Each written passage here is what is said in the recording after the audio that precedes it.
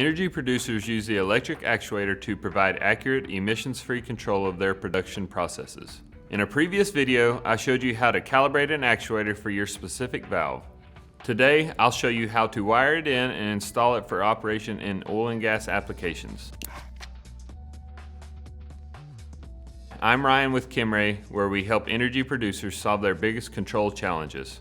To install and operate your electric actuator, you'll need a high pressure control valve body and a 4 to 20 milliamp signal provided by either a PLC or an electric pilot and a pressure transducer. For this video, we will be using an electric pilot and a pressure transducer. Make sure you are using the correct size for your conditions. First, let's connect our wires. Start by threading the pilot onto the actuator using a nipple. Depending on your site, you may need to mount it closer to the transducer. Take the wires coming from your analog pressure transducer and terminate them to the pilot in the analog in positive and analog in negative terminals. Connect another set of wires to the analog out positive and analog out negative terminals. Run these wires to the analog positive and analog negative terminals on the actuator. Connect the power wires to the actuator in terminals voltage in positive and voltage in negative. The electric pilot can share power with the actuator. Run these wires to the pilot and terminate them alongside the incoming power on the voltage in and ground terminals. Now that wiring is complete, we can select our set points. This will be done with either your PLC and a laptop or an electric pilot. For this example, we will be setting it up for back pressure regulation. First, push the select button until you reach sensor type. Then push the up button until you reach pressure. Push the select button. Push the up button until you reach your units of pressure. We will be using PSI. Press select.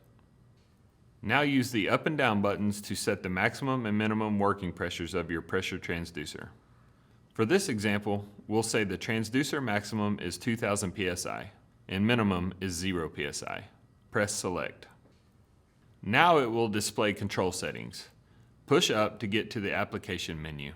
Use the up or down buttons to cycle through and select your application. We will be using back pressure. Press select. The next menu is for set value. Use the up and down buttons to scroll to your desired set point. In this example, we'll use 650 PSI.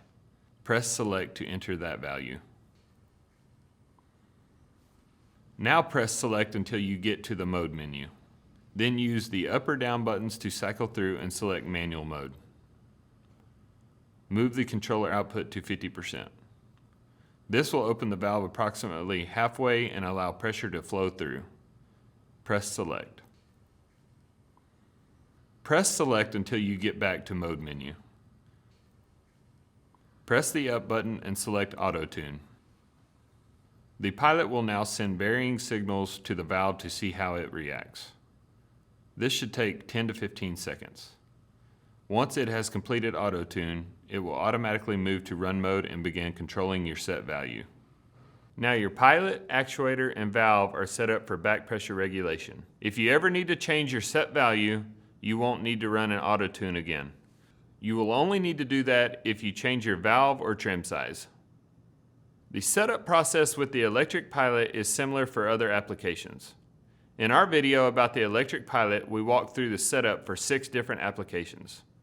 You can use this video guide to set up your pilot with the electric actuator. If you have any questions about how to set up an electric actuator or the components you will need on your specific site, contact our Kimray Product Applications team.